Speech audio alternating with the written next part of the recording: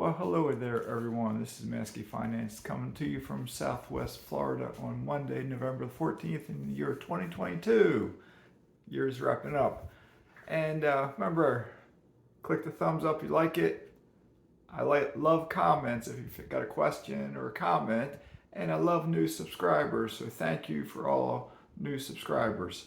And remember, I'm not a financial advisor, CPA, or attorney, but I'm going to talk to you about why I have this channel and how you can really get started investing and how so many different investors can teach you. I'm not the only one that can teach you, others can too. However, one thing different about me I will cover in this video, because as of yet, I haven't found another YouTuber that's done it the way I have, because we're all unique for the most part, okay? But one thing you will hear from Millennial Mike and Dion Talks, and probably some others, I can't think of who, is minimize, you'll hear this from others one too, but I'll generalize here and then I'll get more specific. Minimize your expenses so you can maximize the amount you invest. Okay, you got that? Minimize your expenses to maximize the amount you invest. When I was a stock investor for many years early on before I got into real estate, I took something like that. I'd read that in financial literature, and I took that to mean something like, oh man, cut expenses, like keep my house cold, cut down on my heating bill, never eat out, cut down on my lunch bill, keep old cars, cut down on buying new cars, that. And it helped me to pay my house off early, it helped me to invest, it helped me to get to where I am now, financially independent and a multimillionaire, okay? But that's not the fastest way to do it. I did it wrong, okay? I want you to learn from my mistakes, all right? Because if you know what my mistakes are, and I still make mistakes, if you know what my mistakes are, you can better avoid them. You will still have your own mistakes. We all make mistakes, no matter who you are. Every guru out there makes mistakes. Every investor out there has made mistakes, okay? But when you know what mistakes other investors have made, real mistakes, you can avoid them. All right, what I did way back in 1998, I bought my house in Virginia. I did not have a lot of money. I was a brand new police officer. I was in the police academy when I got my mortgage. I had two young kids. One was a baby. My wife had just had the baby, so she was not working. And money was tight. My mortgage was one of my paychecks. I got paid twice a month. My mortgage was one of my paychecks. And all the bills I paid and everything, and I had a 105-pound German Shepherd, a cat, two parakeets, and two little boys and a wife. My other paycheck covered every other expense. So I worked a lot of overtime, the most I could, because I worked swing shift back and forth. And I worked a ton of overtime so I could survive. That winter I used my furnace. I got a gas bill, natural gas, of $400. My furnace was from 1955. I about choked, fell down. I was like, I can't afford to pay a $400 gas bill. I can't afford to heat my house. So what did I do? I did a little bit of research, and I bought an oil-filled electric radiator style heater that plugged into the wall. That first winter, we had one. I stopped using the furnace. It was a cold winter. The second winter, I got a second. The third winter, I got a third to space them out to better heat my house. But anyway, get to the meat of this story. You will hear Millennial Mike and Dion Talk specifically talk about minimizing their largest expense, which is housing. Millennial Mike bought a duplex when he was in his 20s. He lives in one side, he rents the other side. That kick-started his investing career because now he almost eliminated his monthly housing expense. Dion did the same thing. He bought a duplex. And then that eliminated his housing expense. All right, what Mazske did, when Mazske became, he thought, financially independent, Mazske wanted to do something different. He had lived in that house in Virginia for 23 years. He had paid it off in 17 years. His kids were grown, went off to the United States Coast Guard Academy, both boys.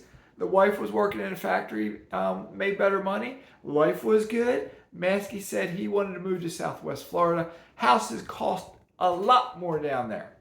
So, have you watched Beverly Hillbillies? They packed it up and moved to Beverly, hit oil. Anyway, I digress. So what I ended up doing, and I told this story just a bit, But in April 2020, I sat down and wrote down a 2-year plan. How could I get moved to Southwest Florida? Because houses cost double where I lived. I bounced several ideas around. I talked to 2 different lenders, and both lenders told me the same thing. I bounced the idea off, what if I sell my personal house? Whatever I get for it, I get for it. $250,000, I get that. What if I sell my triplex and I get $100,000 for it in profit? That's $350,000. What if then it was something else? My wife's 401k. What if we tap it, we withdraw her 401k, and we pay the penalty, and we take that money, and then we find our house in Florida and we pay cash for it, because then we don't have a housing expense and I can live off my investments, be financially independent. Both lenders told me, don't do that. And one in particular, the one I use, that's Jerry Padilla. Jerry Padilla is on my playlist, Interview with Others. I interviewed Jerry Padilla. Jerry gave me mortgages on many of my rental properties in various states, and he gave me a mortgage on this house down here in Southwest Florida. And we closed in March of 2021, and he gave me a 3.125%, so that's what I got. So anyway, fast forward till now. I am counting down to 2 years here. All right, this house I bought has gone up in value. Some of it by my forced appreciation, some because of the market. What I don't know is when I hit my 2-year anniversary, will it hold the value? Will it pull back a little bit? Will it keep going? Signs are showing it's holding its value. And as we recover from this hurricane, slowly, as every day passes, seems like housing prices might tick up again, because at something like 25,000 homes here got displaced. And people still want to move here. And the 25,000 people who lost their homes need a place to live. So housing prices they're holding, and they may go up. I don't know. So anyway, what Maskey's thinking about doing is minimizing his largest expense so he can grow from $2 million net worth to 5 or 10 or 15 or 20. That's my plan. So when I jumped and moved down here, I got a nice house. I have a swimming pool. I put in a tiki hut down there. I put in a privacy fence. I could rehab the pool. That's on my list to do. But by doing this, I'm living a good life, but I don't have a lot of extra money. Money's tight. I live paycheck to paycheck on my investments. I still make new investments, so it's getting a little bit better, and it should get better. At the end of this month, I should get more rent in than I was getting. I should get more oil money in than I was getting. It's getting better, but Maskey's getting older. Maskey wants to do something he never did when he was younger. He wants to minimize his housing expense, because Maskey is paying a mortgage right now of over $3,000 a month. And if we add in the electricity, and I got a pool, so I pay that pool pump, the water bill, the internet bill, the grass cutting bill, buying chemicals for the pool, etc., we are pushing $4,000. All right, I'm paying my bills. But $4,000, if I could minimize that, I could buy a lot more investments, couldn't I? So I've debated 2 things, and you've heard me talk about them. I have debated selling this house when I hit my 2-year mark so I can avoid capital gains. If I can sell it for $1 million, I might walk away with $400,000, and I don't want to pay tax on that. All right. That's my Gunnar Henderson t-shirt from watching the Baltimore Orioles game back on September the 23rd or something like that. Just a couple days prior to the hurricane. I was up in Maryland. Went to that game. Gunnar Henderson, mark my words, 20 years now, he'll be in the Baseball Hall of Fame. He's a good kid. He's young, 21, I think. So anyway, if I walked away with $400,000, I got options, especially if I don't pay tax on it.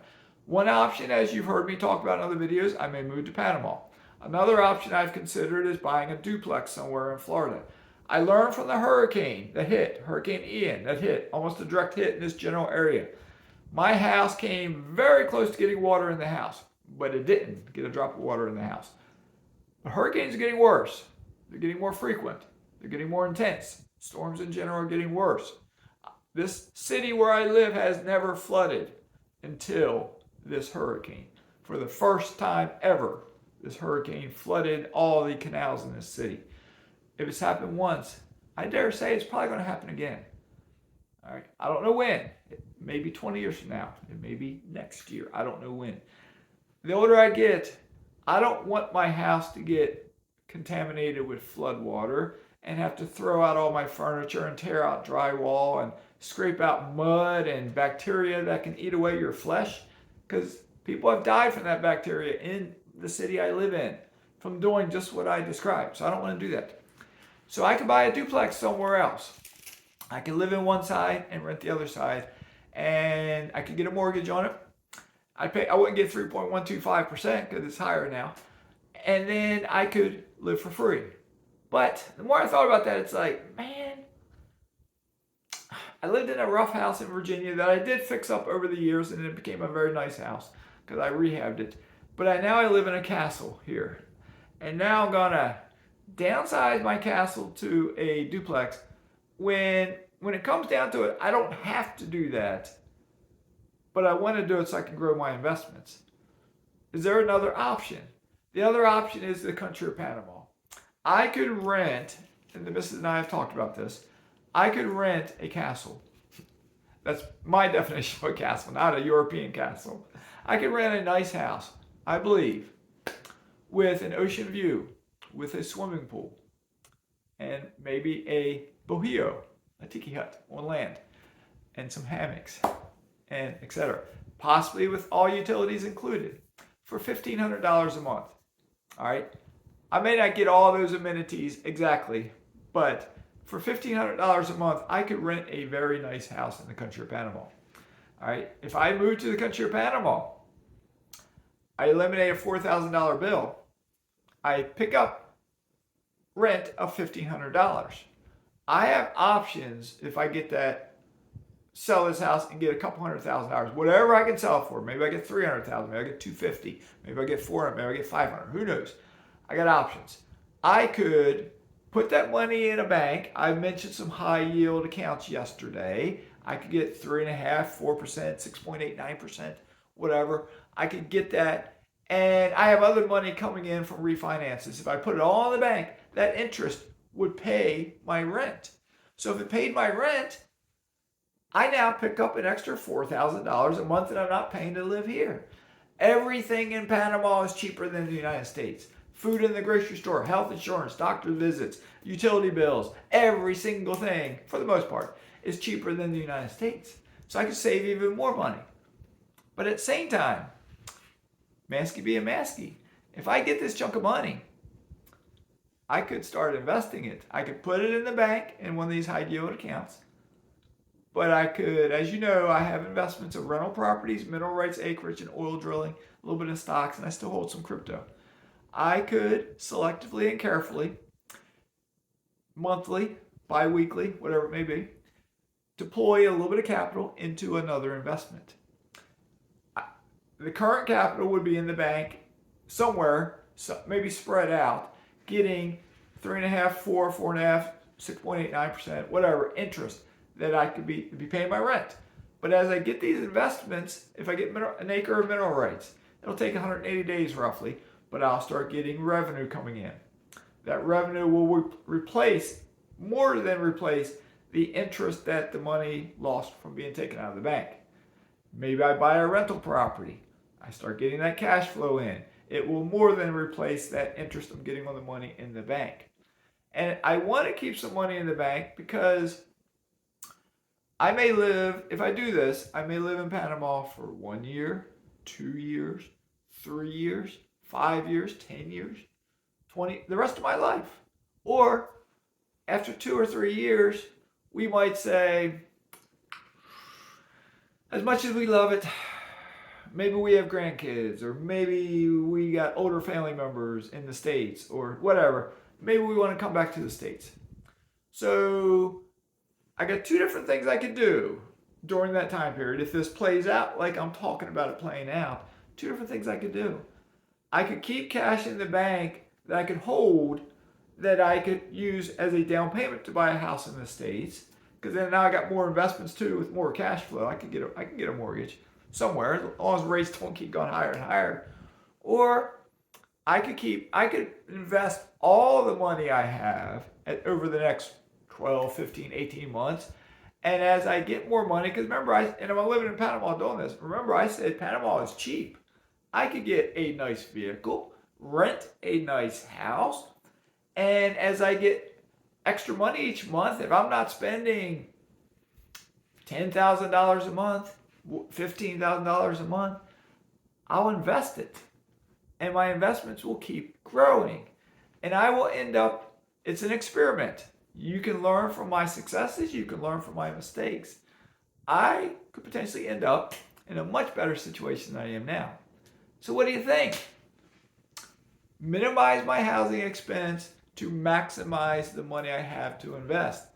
That's what you will hear, and not those exact words. Millennial Mike will say that, Dean will say that. They house hack to minimize their housing expense to maximize their money to invest. Millennial Mike takes it a step further. He drives something like a 1990 Geo Metro, and he's like 6'4", 6'5". He's a big guy. Drives a little car. He also minimizes his transport expense, his car expense. Housing's first, car's second. If you can minimize those two expenses, you can maximize your money to invest. So let me know, what do you think? Would you want to see Mazske living in a duplex somewhere in the United States of America? Or would you want to see Mazske living in his castle in the country of Panama? Let me know below what you think. Please subscribe. Please like the video. Mazke's signing out.